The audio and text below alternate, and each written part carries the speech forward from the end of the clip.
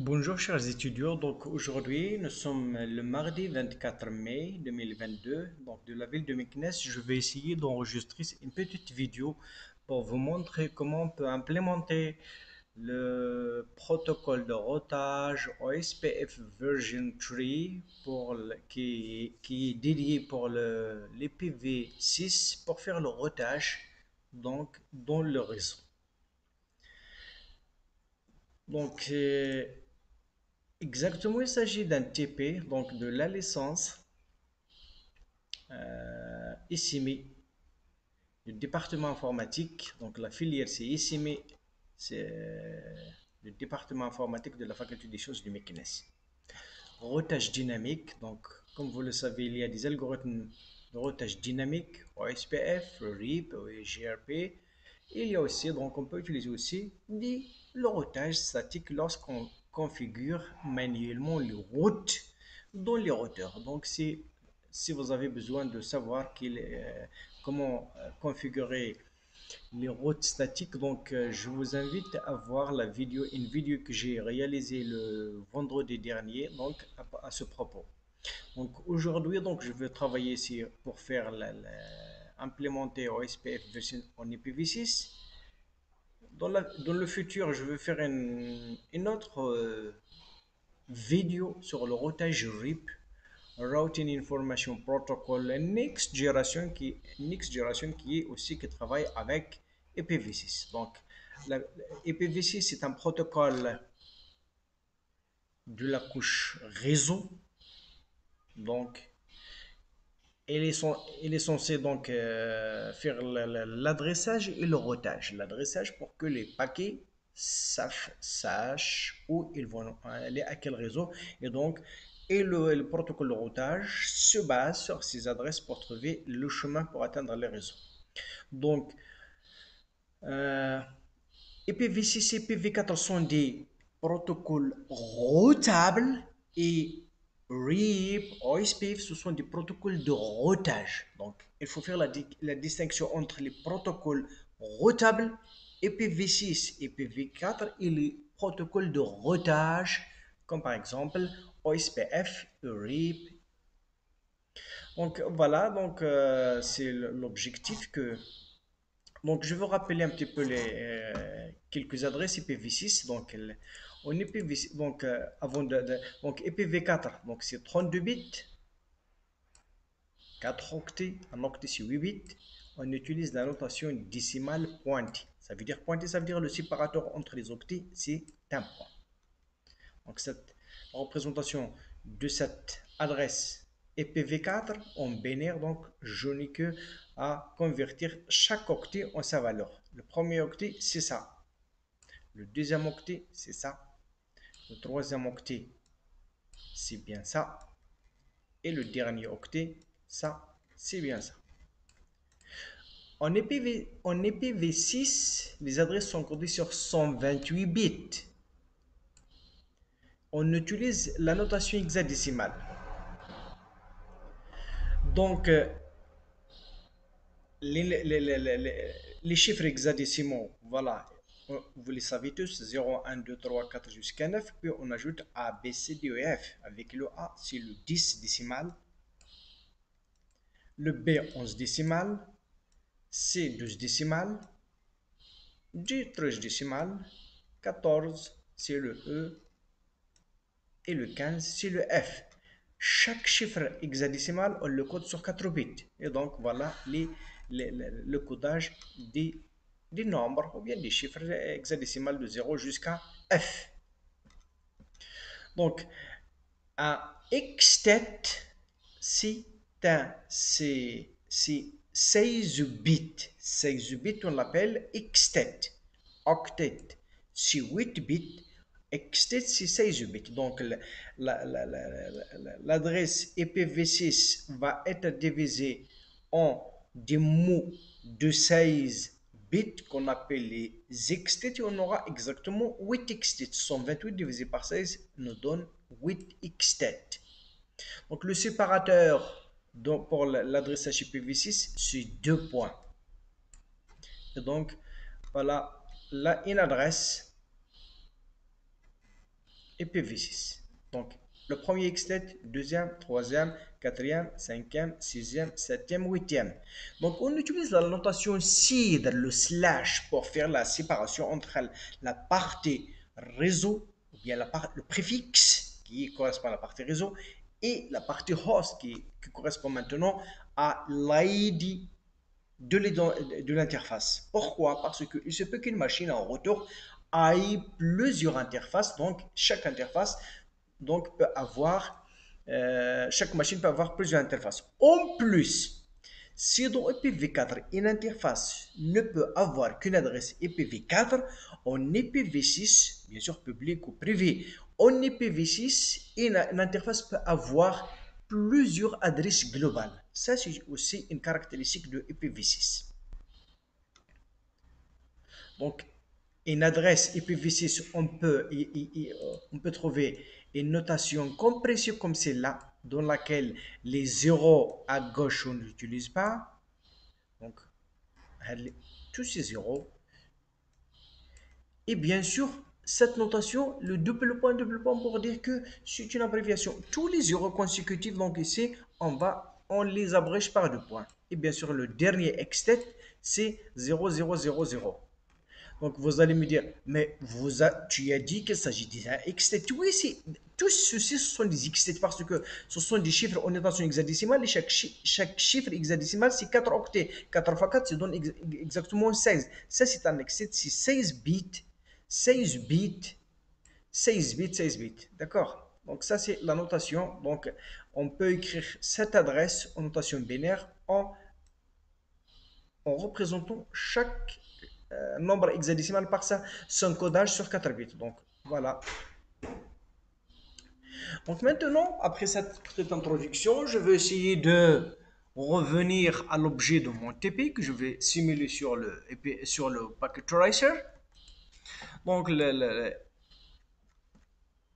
routage dynamique par OSPF en version en IPv6. Protocole de routage interne OSPF for Open Shortest Path First est basé sur l'algorithme de plus chemin en termes de pas en termes de nombre de sommets, en termes de la bande passante. Quel est le chemin qui va être le plus court, par exemple celui qui est la bande passante la plus grande. Si nous avons deux chemins, un qui va emprunter un chemin série et un autre Ethernet, Fast Ethernet ou Giga Ethernet, donc on va emprunter ce dernier puisqu'il sera rapide. C'est comme emprunter la rocade, l'autoroute ou bien une voie rapide que de passer par le milieu d'une ville et s'arrêter dans tous les stops. Et il y a des stops, il y a des feux, il y a même des ronds-points qui amortissent la vitesse, et bien ils vont ralentir. Et basé sur l'algorithme, donc il est beaucoup plus efficace dans la détection et la suppression des boucles. Donc la OSPF, s'il y a des boucles, elle va essayer de les éliminer. Ce protocole est basé sur plusieurs sous-protocoles, dont un qui permet inondation fiable de réseau. Les routeurs possèdent alors chacun une copie donc à la fin, les routeurs ont une copie de tous les chemins. Donc, elles vont construire une table de route, bien sûr, table de routage, donc partagée. Donc, chacun des routeurs va avoir une vue globale sur le réseau. Donc, pour calculer le radio du calcul et surtout pour éviter le calcul complet de route, chaque changement SPF offre de découper le réseau en aires. Donc, si on a si on a une zone, beaucoup de routeurs, donc on peut le décomposer en une aire principale appelée le backbone relie toutes les autres aires. Les réseaux trouvés dans une aire donnée sont envoyés aux autres aires par les routeurs qui sont en frontière. Donc, ils échangent leurs informations.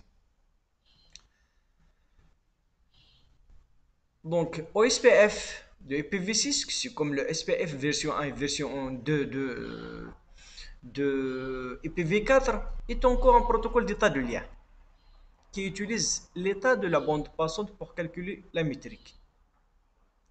Donc, si on a plusieurs protocoles de routage qui sont implémentés dans un routeur, donc elle se base, donc pour choisir, elle se base bien sûr sur l'administrative distance, ou bien la D. Pour directement connecter, c'est 0.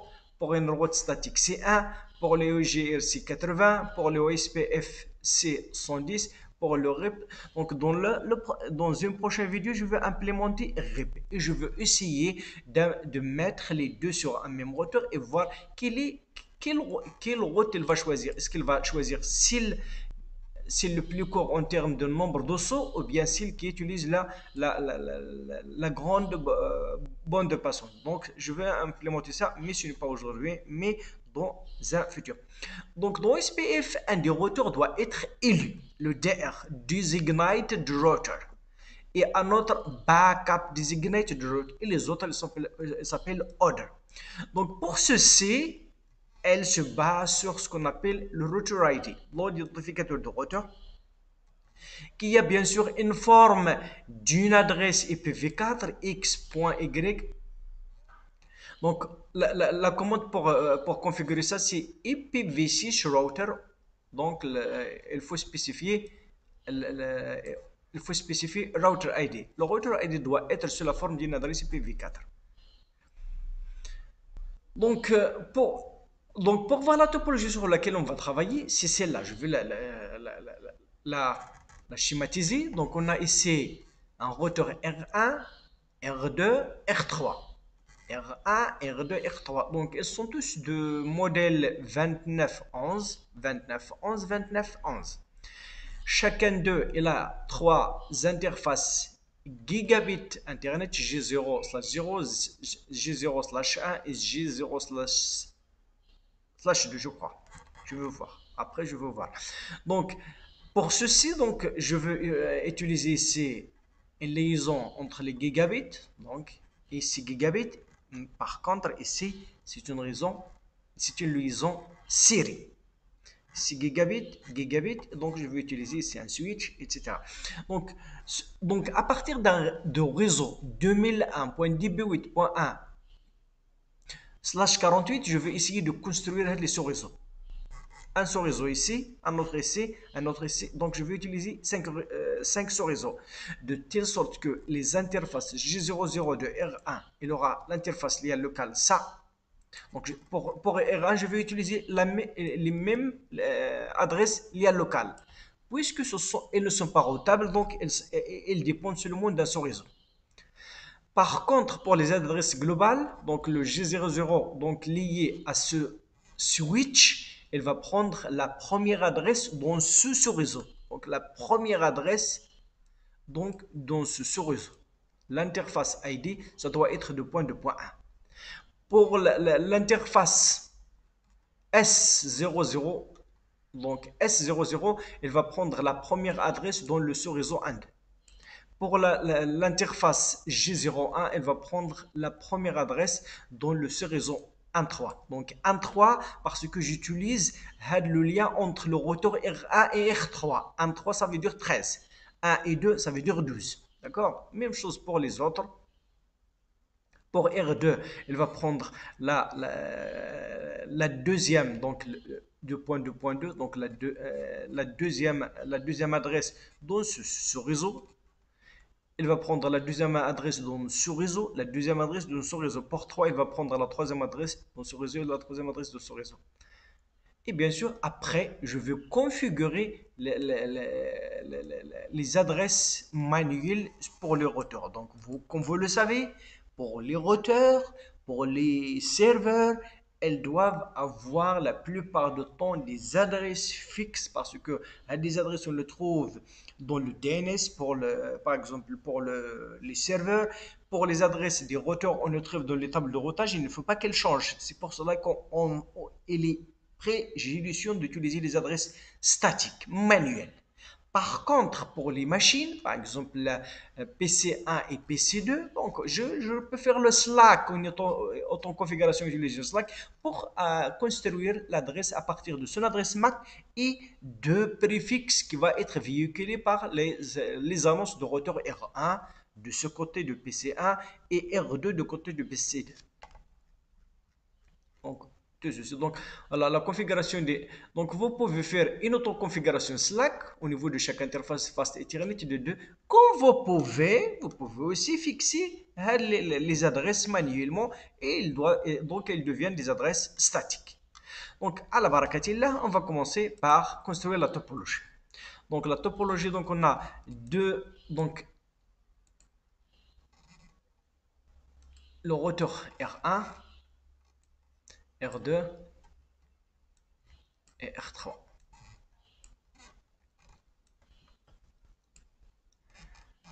Le switch, donc je peux utiliser ce switch.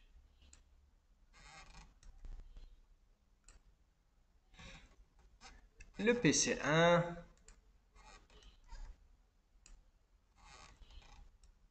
PC1.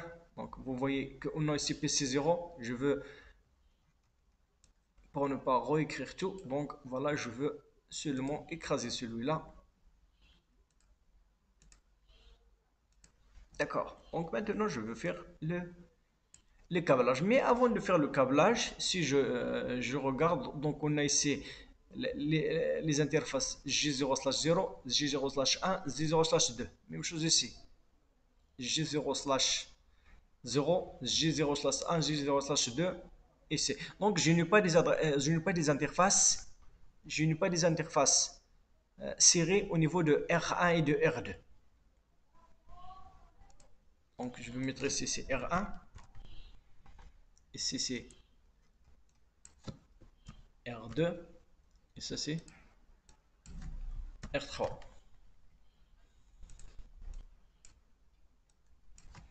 Switch 1 et ça c'est switch 2. D'accord. Donc je dois ajouter un module pour avoir les interfaces serrées. Donc j'introduis le module dans sa place. Je ferme les compartiments donc et je réallume. Même chose ici. J'éteins. Ce n'est pas celui-là. C'est celui-là que je vais introduire. Je ferme et je ferme. Je réallume.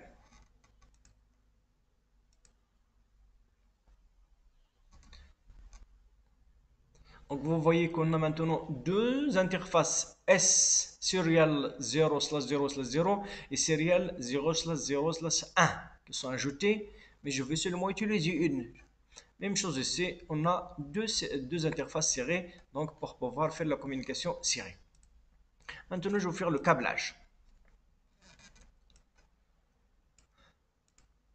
Donc G00 avec l'interface gigabit 0/0.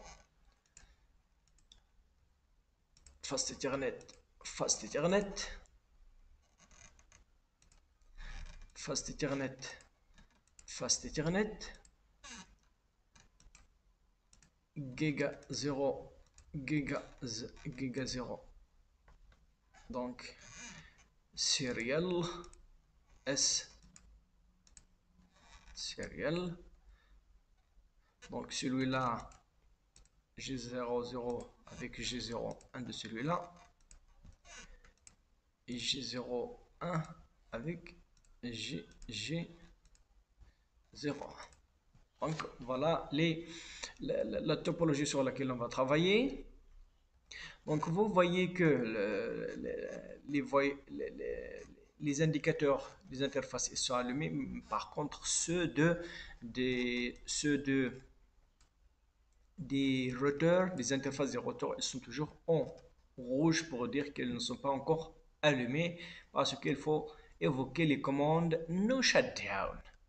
Donc au lieu de configurer donc une à une toutes ces commandes, enable pour passer au mode enable pour pouvoir configuration terminale, je vais changer le nom de routeur R1 par R1, évoquer IPv4, IPv6 unicast routing pour pouvoir recevoir les requêtes donc de Slack de s'auto-configurer et annoncer les annonces de routeur. Et aussi pour partager les informations de routeur. Donc, j'entre dans l'interface G00 et j'évoque les adresses. Donc, pour faire ceci, donc j'ai déjà construit, j'ai déjà préparé toutes ces commandes. Je vais les mettre d'un seul coup. Donc, voilà. Enable, conft, hostname 1, IPv6 unicast routing, interface G0/0, no shutdown, IPv6 adresse, donc c'est l'adresse de l'interface G00. Donc là, le slash 24, 64, c'est la partie préfixe sur la partie réseau sur 64 bits et la partie interface sur 64 bits. Adresse lien local, donc lien local. L'autre interface G00, no shutdown. L'adresse lien locale, l'adresse serial 0/0/0, no shutdown, l'adresse, donc elle fait partie de ce réseau 1.12 ou bien 1.2, donc la première adresse dans ce réseau, donc l'adresse lien locale, puis j'ajoute CloudWrite pour la synchronisation entre les deux interfaces serrées, exit, etc. Donc je vais mettre ceci sur le routeur R1. D'un seul coup, copier. Routeur R1, elle est là. Donc command line interface, no. Donc past. Donc voilà, je peux faire show. IPv6 interface brief. Donc voilà, toutes les informations, elles seront. Donc l'interface G0/0, lien local, première adresse de premier réseau 1, G01 dans le réseau 1.3, entre le routeur 1 et 1.3, donc G0 n'est pas, donc l'autre c'est S00, donc celui sur réseau 1.12, donc lien local, etc. Voilà, tout va bien. Je vais faire la même chose pour le routeur R2, donc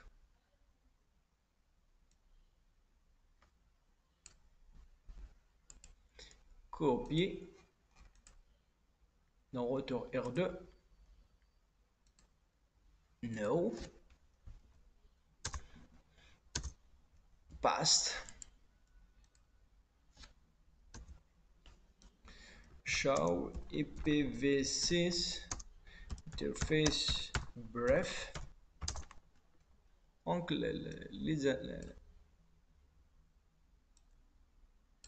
donc G0, donc le sous-réseau 2, la deuxième 2, 3, 2 et 1, 2, 2. Donc tout va bien. Donc je retourne à R3.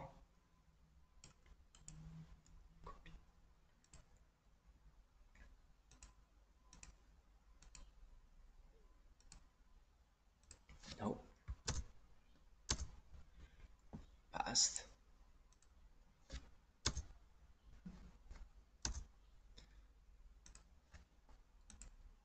Donc au niveau de R3, enable, conft, donc je change le nom, IPv6 unicast routing, l'interface G00, c'est l'interface du côté de R1, le shutdown, donc vous voyez que elle appartient au réseau 13 ou bien 3, adresse 3, lien local, même adresse lien local pour toutes les interfaces, interface G01 du côté de R2, donc de 3. Donc voilà, ce sont les interfaces que nous avons utilisées. Donc les interfaces G00 et G01. Donc vous voyez maintenant que toutes les interfaces sont en mode vert, ça veut dire en mode allumé. Donc je vais essayer de faire la configuration des machines. IPv6 Auto Configuration Request Successful. Donc il a construit son adresse à partir de préfixes annoncés par le routeur R1 et à partir de l'adresse MAC Et donc, la passerelle par défaut, c'est l'adresse lien locale de cette interface G0/0, FE82.2.1. Je vais faire la même chose au niveau de R2, de PC2, autoconfiguration, et PV6, autoconfiguration request successful. Donc, le préfixe, c'est le 2, A2. Donc, à partir de ce préfixe annoncé par R2 et de l'adresse MAC en utilisant l'UI64, donc il a construit son adresse globale. Ça, c'est l'adresse globale. Ça, c'est l'adresse lien locale. Link local address and IPv6 adresse, ça veut dire l'adresse globale. Et donc, la passerelle par défaut, c'est l'adresse lien locale de retour R2. Donc, je peux faire à partir de ici ping et IPv. Donc, ping à partir de PC2 FE80 FE80 2.2.2. Passerelle par défaut, ça répond. Donc, je peux aussi pinguer à partir de R2, à partir de PC2, l'interface G00. L'interface G00, c'est bien ça. À partir de PC2, ping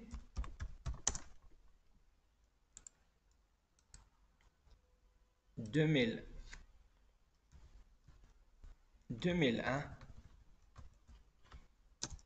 BD8 2.1, 2.2, 2.2.2. Donc, cette adresse, c'est l'adresse de l'interface G0/0, donc de retour R2, de cette interface. Bien sûr, elles sont sur le même réseau, il doit répondre. Aucun problème, ça va répondre. Elle répond sans aucun doute. Je peux aussi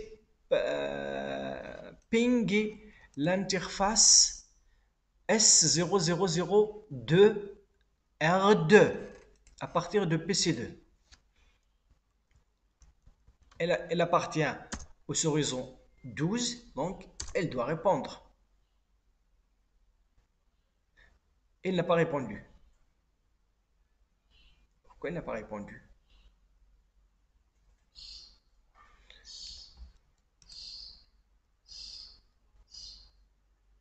Cette interface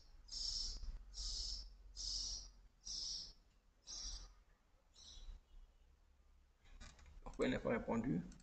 Ok, je veux configurer pourquoi.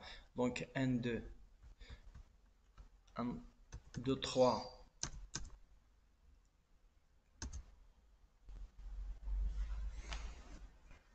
Elle a répondu.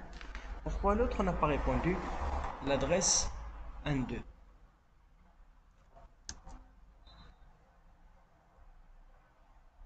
Donc je veux voir je veux revenir le R2. Donc les S0, c'est 1, 2. Donc, oui, il a cette adresse. Ok, on va configurer par la suite. Pourquoi? Donc si j'essaie à partir de PC1, donc de configurer, donc IPv6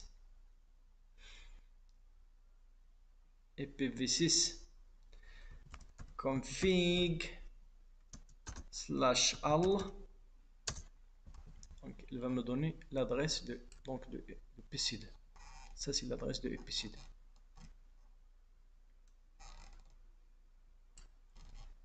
Copier. Je veux à partir de ici essayer de donc là, FE80 2.2.1, ça c'est la prise par défaut, ça répond. Ping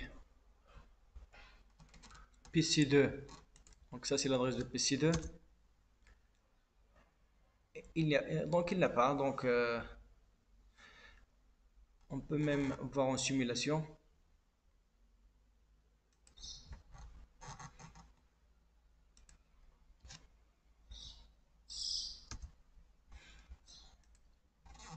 Donc PC1 va essayer de pinguer celui-là. Il va envoyer à la passerelle par défaut. Passerelle par défaut, donc lorsqu'il a la passerelle, donc c'est R1. C'est l'interface. Donc ça c'est donc c'est la passerelle, donc c'est son interface. Lorsqu'il va avoir et donc R1, il a une visibilité sur les trois réseaux. Les trois réseaux, d'accord? Mais il n'a aucune information sur ce réseau. Donc on va voir.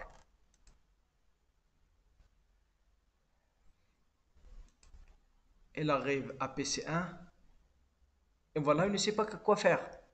D'accord? Je vais voir l'autre simulation.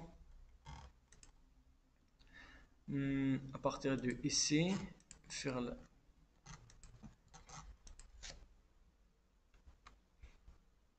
c'est ça.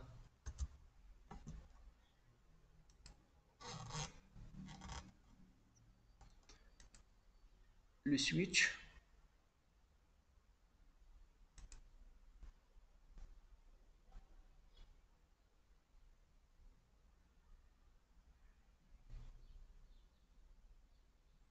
Cette interface, elle est liée.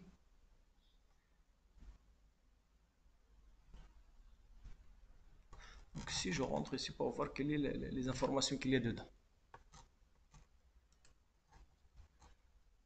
Destination, adresse.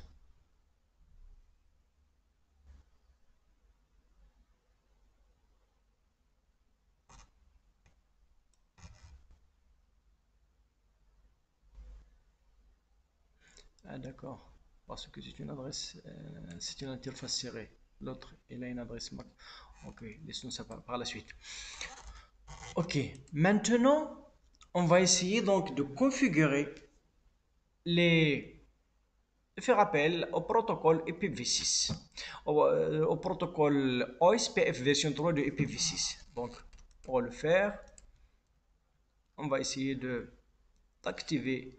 Pour le faire, donc, on doit associer le processus OSPF1, donc le processus 1 avec le SPF version 3, donc IPv6 router, donc ça c'est pour dire que ça, donc le processus C1, et bien sûr définir pour chaque champ des routeurs son router ID. Pour le premier, ça doit être 1111, pour R2 2.2 2.2.2 et pour 3 3.3.3. Donc, et on va utiliser la même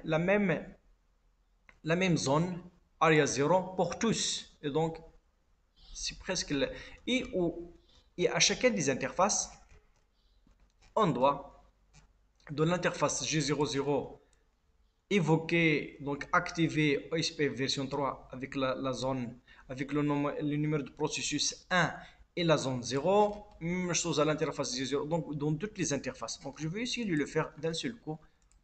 Donc vous voyez ici, donc voilà, activation of OSPF version 3 on routers R1, R2 and R3. To do so, long we have uh, to copy this and to paste it only on the routers. Enables configuration terminal IPv6 router OSPF1. Donc on peut utiliser un autre processus sur chacun des routeurs, mais nous avons utilisé le même numéro de processus.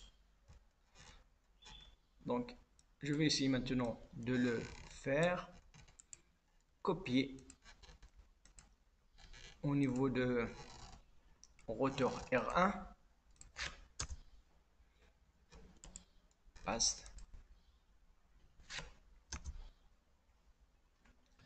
Au niveau de R2,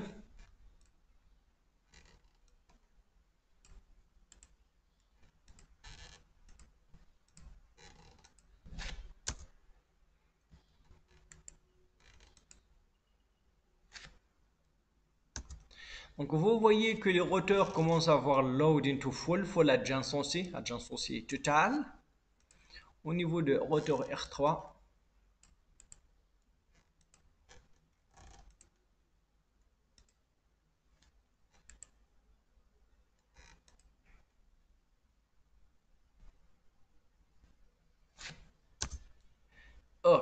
Très bien. Exit.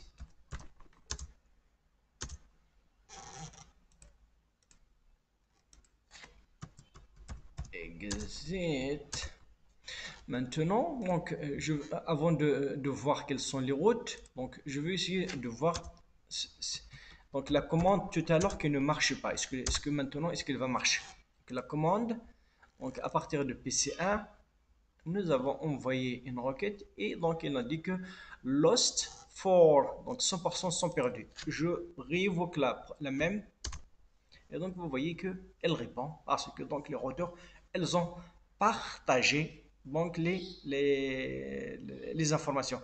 Je veux aller en simulation pour voir lorsque je veux aller de PC1 à PC2, est-ce que je veux emprunter ce chemin plus court? Le chemin plus court, c'est PC1, switch, router, router 2, switch, router. Ou bien le chemin le plus long, mais le plus rapide. PC1, switch 1, router 1, router 3, router 2, switch, etc. Donc on va voir où va passer l'information. Donc, par la simulation, on va le voir à votre avis. Donc, on a dit que OSPF, il va choisir le chemin le plus long en termes de longueur, mais le plus rapide comme étant la rocade ou bien l'autoroute, même si il est. Et donc, avec la grande vitesse, on peut arriver très tôt. Donc, je vais essayer de lire au niveau de PC1. Donc, voilà, on va suivre l'itinéraire. Donc, à partir de PC1, on est au switch 1. Le switch va forwarder vers le routeur R1. Et maintenant, vous voyez, il a passé par R3, R2, switch 2, et puis PC2. Donc, l'écho request, il est arrivé à destination. Il va répondre par un echo reply. Ce que vous voyez maintenant, c'est la réponse, echo reply. PC2, switch 2, switch 2, R2, R2, R3, R3, R1,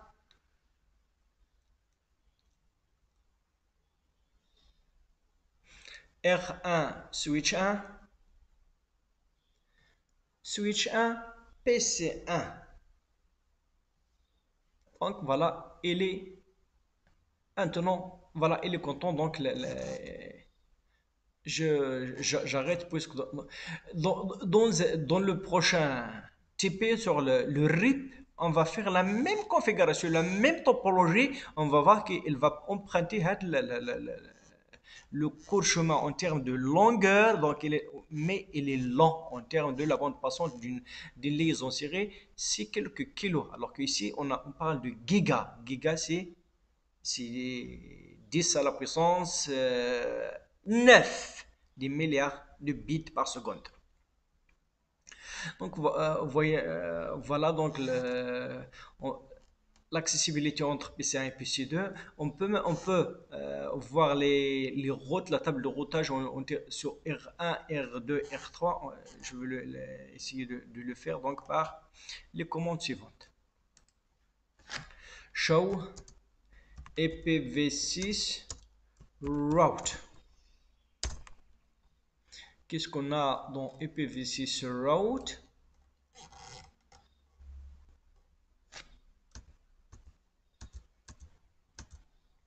Donc on a le C pour directly connected et donc l'adresse de l'interface par laquelle il est connecté, c'est ça. Donc le réseau, ça c'est pour la liaison serial. Il est aussi connecté avec la liaison Giga 0 entre le routeur R1 et R3 via donc cette adresse. 1.3, la première adresse dans ce réseau 3. Et il y a aussi, on a aussi ce réseau, donc le réseau donc sur lequel il se trouve la machine PC1. Mais on voit aussi d'autres routes qui ont été après.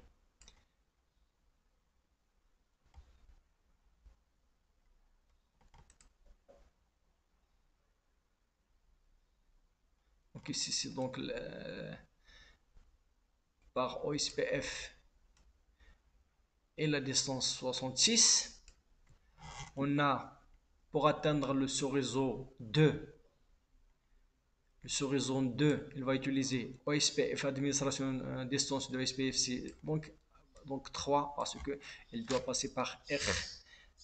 À partir de R1, il doit passer par R3, R2, donc c'est la distance c'est 3. On a aussi pour atteindre 2, 3, donc c'est toujours le OSPF avec bien sûr deux passages, donc la métrique c'est 3. D'accord?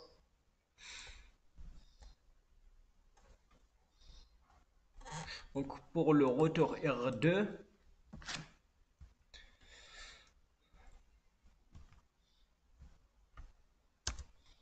show IPv6 route doit être pareil comme l'autre.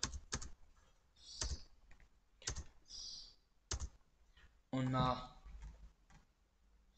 des adresses. On a l'adresse directement connectée de 1.2 par la liaison série, par l'interface de l'adresse.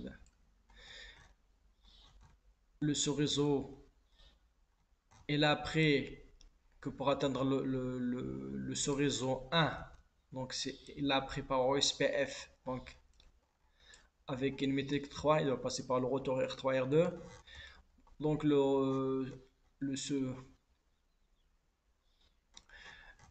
sous-réseau 2 dans lequel se trouve PC2, il est directement connecté. Donc voilà l'interface de l'adresse de l'interface sur laquelle il est lié. Donc c'est l'interface G030. Pour atteindre ça aussi, donc ça doit être 1, 2. Donc mais c'est 66 si on veut passer par donc la liaison série. Et donc, lorsqu'un routeur va prendre la décision, elle doit voir que, par exemple, pour atteindre, donc on a ici le N2 et on a aussi le N2. D'accord? Donc, dans la table de routage, on peut atteindre le sous-réseau N2 par deux chemins, soit par giga 0, et donc dans ce cas il va utiliser bien sûr donc l'adresse, donc c'est là il est directement connecté, donc c'est pour cela que administratif distance est égal à 0 alors que ici est égal à 110 avec la métrique c'est 66. D'accord? Et pour atteindre l'autre de 3, et donc il est directement connecté. Pour le routeur R3, show IPv6 route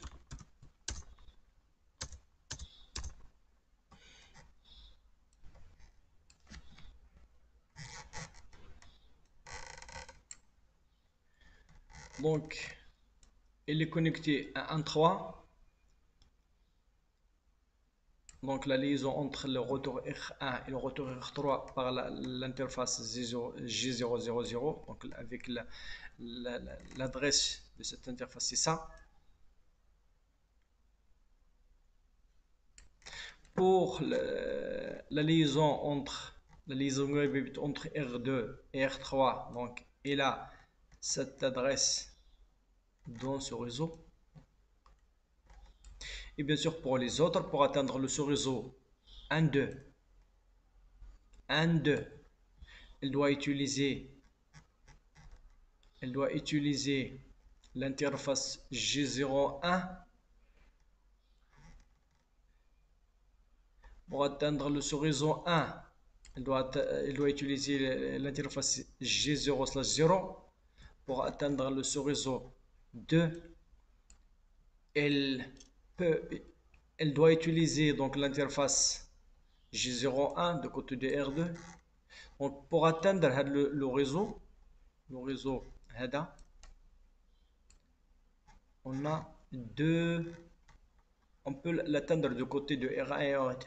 Donc voilà, tous les deux, administration 70, 65. On a ici un autre. Donc ça c'est du côté de R1, ça c'est du côté R2. Donc le travail à faire, donc tester la connectivité entre les machines PCM par les méthodes ping, afficher les tables de routage des trois routeurs R1 et R2, show IPv6 route, show IPv6 route sur chacun des routeurs. Tracer la route entre les machines PC1 et PC2. Passe-t-il directement par R2? Donc comme on l'a vu sur la simulation, elle passe par R3. Elle ne passe pas directement, donc il n'utilise pas, il n'emprunte pas la liaison serrée. Donc je peux l'évoquer aussi au niveau de. Donc ici, donc, on a sur PC1, on a vu que donc, mais pour aller, donc, je vais utiliser traceroute. Traceroute. Qu'est-ce qu'il y a dans la traceroute? Donc, pour atteindre, pour aller de PC1 vers PC2, je dois passer par R1, passer par R3, passer par R2, arriver à PC2. Donc, on n'emprunte pas la liaison entre R1 et R2, mais on passe par R3. Donc, c'est ça cette question. Pour inspecter la situation, utilisez le commande. Donc, je peux voir seulement les routes de OSPF au lieu de voir toutes les routes. Copier.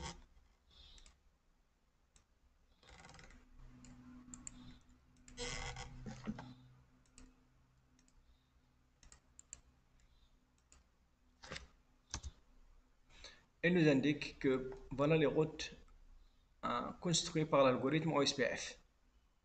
Au niveau de R1, voilà les routes.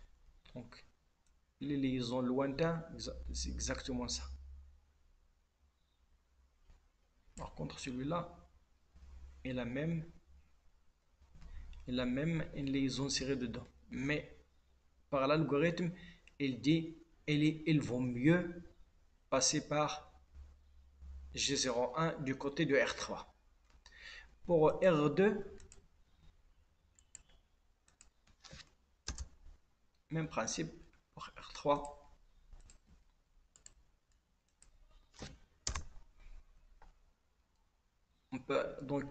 on peut aller vers le sous-réseau 1 par la G000, donc du côté de R1, et aller vers le sous-réseau 2 par l'interface G0 du côté de R2. Et pour aller pour le réseau 1-2, il y a deux options.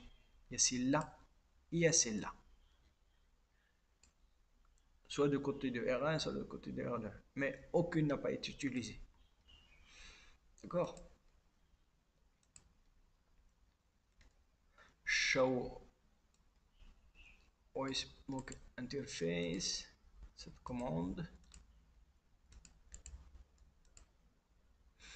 Il nous indique quel est le process ID, le router ID, donc plusieurs informations. Quel est le DER, le BDR.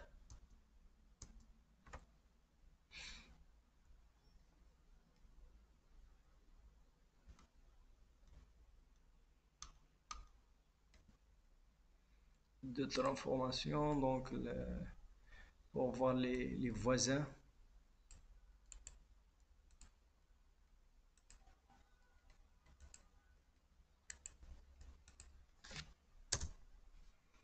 Donc pour le routeur R3, il a deux voisins. Full adjacency, BDR, DR.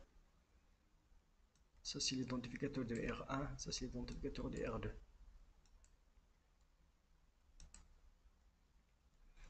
Donc IPv6 interface, les interfaces.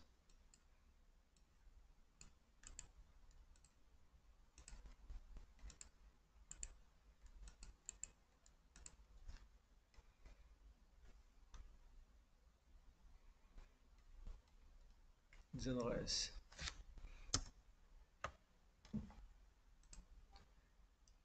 Protocoles, quels sont les protocoles qui sont utilisés lorsqu'il y a plusieurs FTP, par exemple, lorsqu'on va implémenter OSPF version 3 ma Next Generation, il va nous indiquer quels sont les protocoles qui sont implémentés pour construire la table de routage.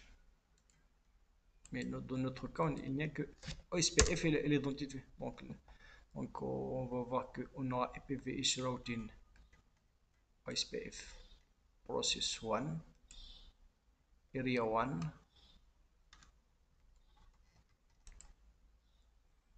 Donc, voilà la base de données construite par OSPF. On va voir par exemple sur l'un des routeurs et pourquoi pas sur, donc voilà, address router, on a le routeur R1, R3, R2.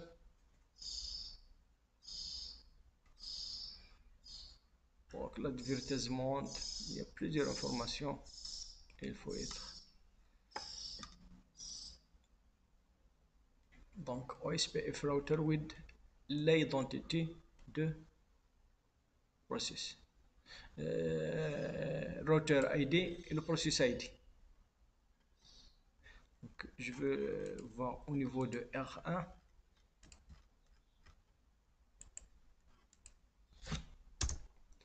Au niveau de R1, ça doit être voilà l'identificateur de routeur, le processus est le même.